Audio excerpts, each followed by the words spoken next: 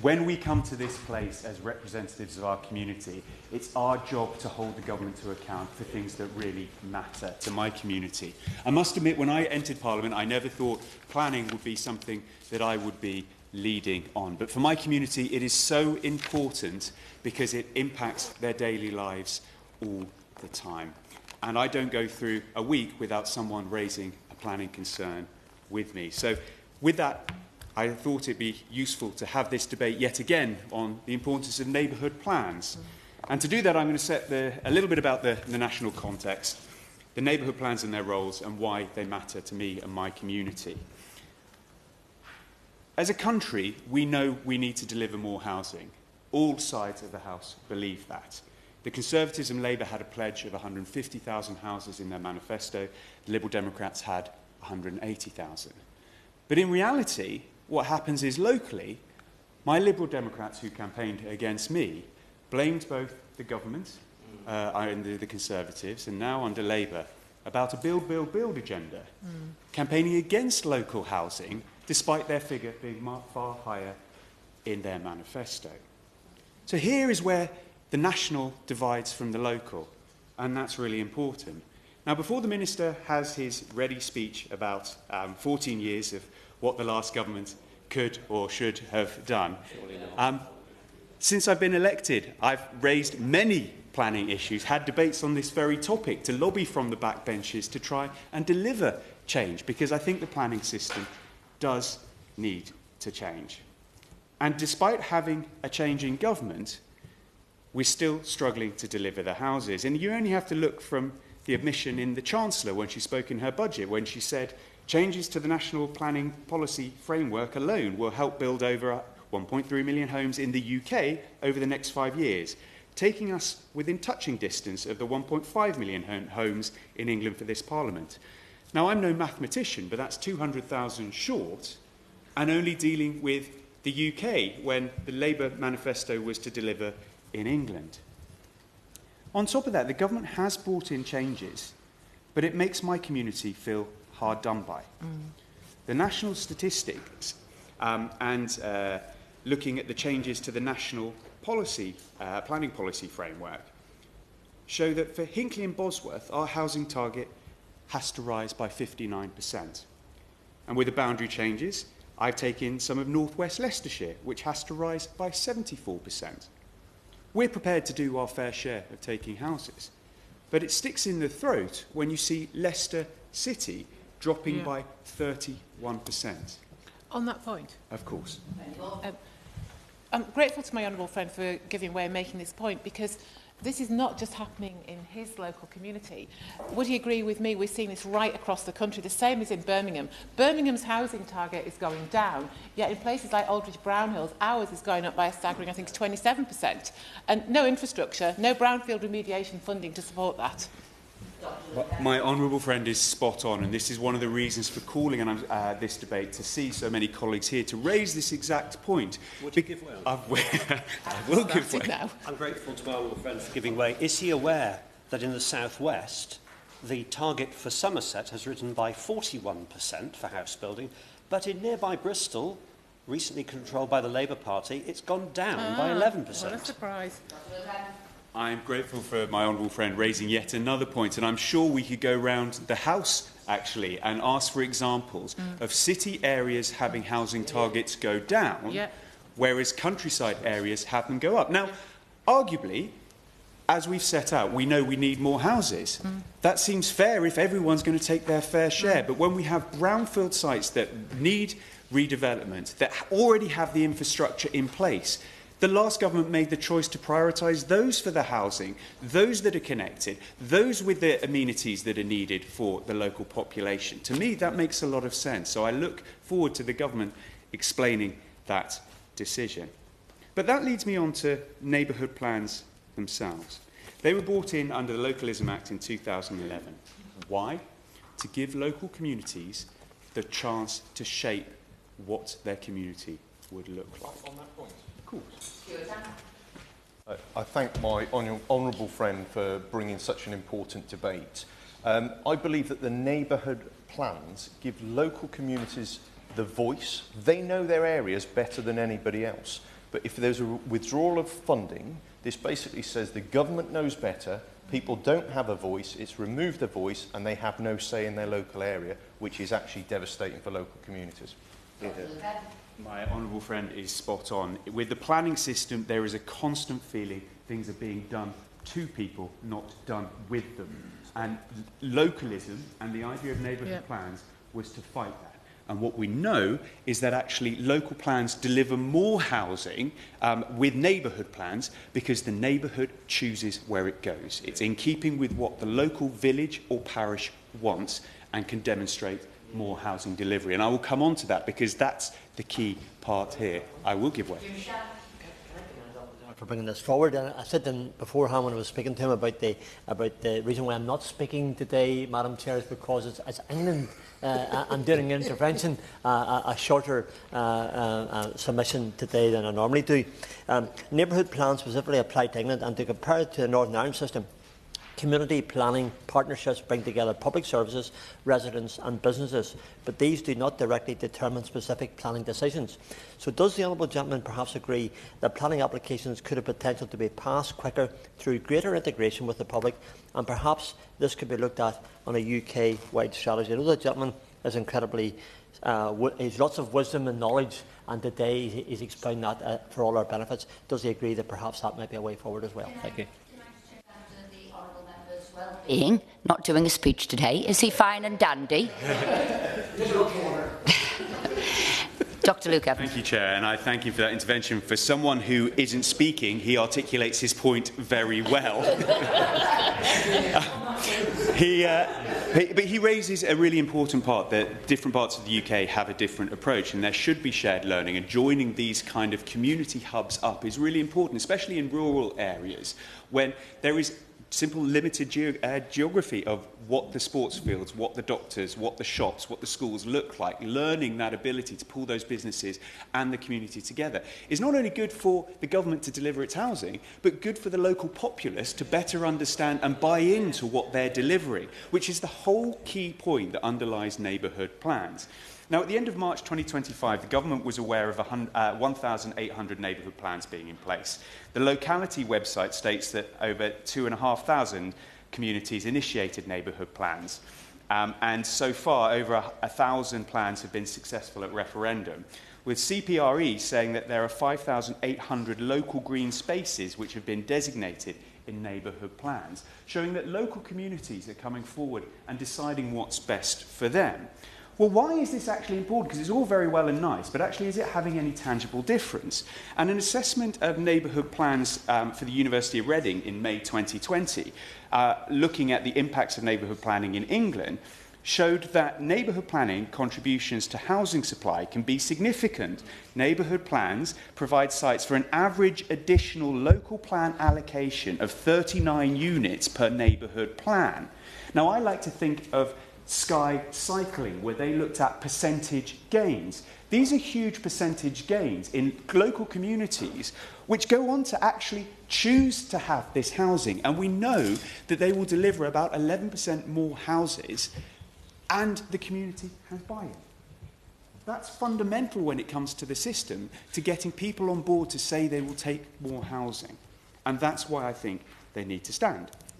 Yet, we learned last month the government has announced the funding is stopping. I'm grateful to the honourable member for giving way. The village of London Coney in my constituency of St Albans is under siege from top-down housing targets, from a huge development being dumped on the border from the neighbouring local authority, and an enormous rail freight terminal the size of 480 football pitches. My local residents in London Coney want their voice to be heard on the location and type of homes, but after 3 years of having access to the locality budget and developing a neighbourhood plan, they've now been told, the parish council, that there's no funding left for them to finish that neighbourhood plan. Would the honourable member agree with me that where local parishes have made significant progress, that funding should be reinstated so they can complete those plans?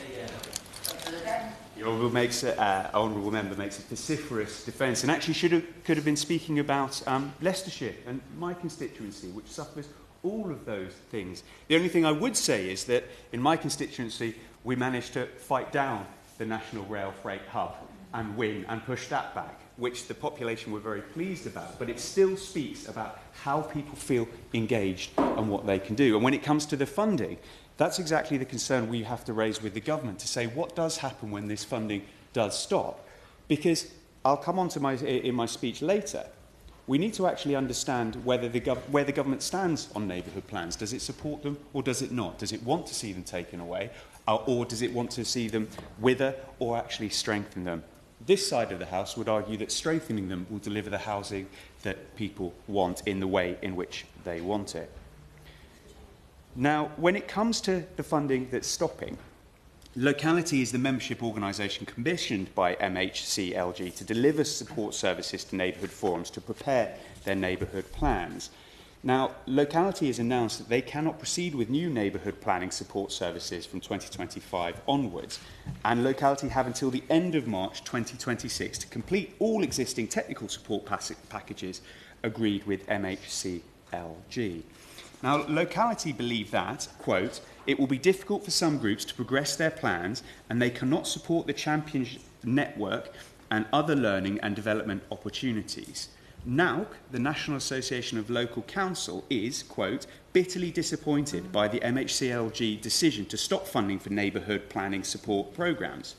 NAUC believe that, quote, this decision is a significant setback for localism and the highly successful neighbourhood planning initiative.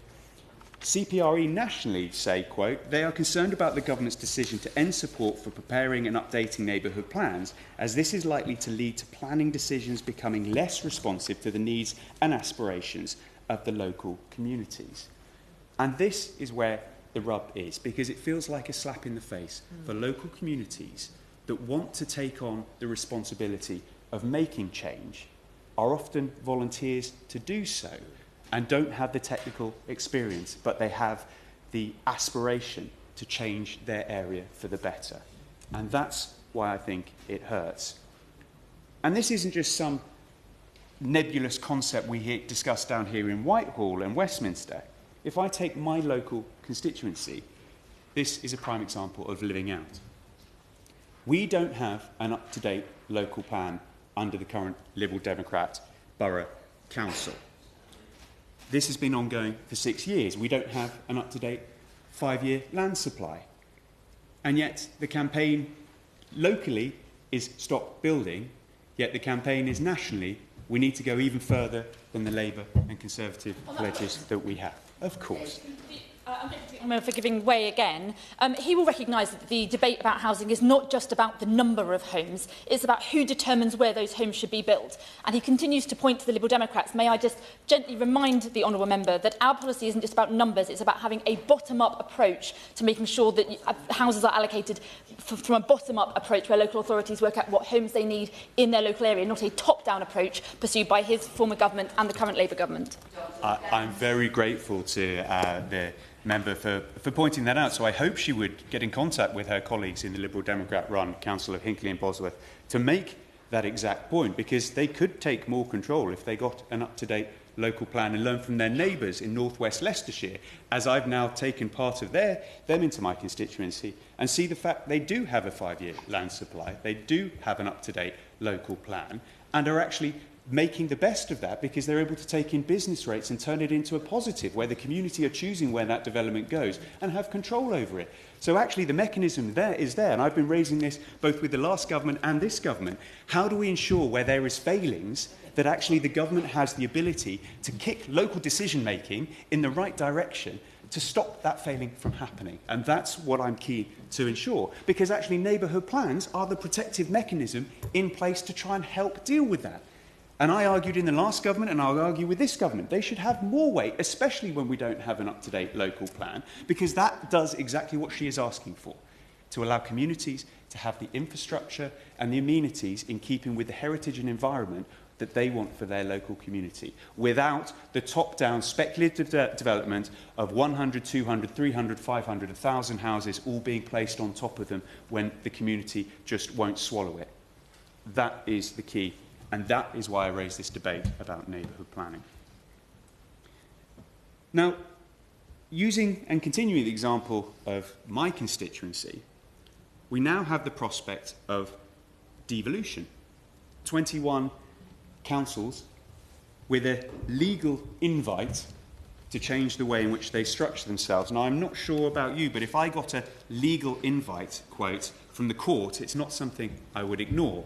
So this is something that is being imposed on governments. And in my area, we have at least 3 different versions of what devolution will look like.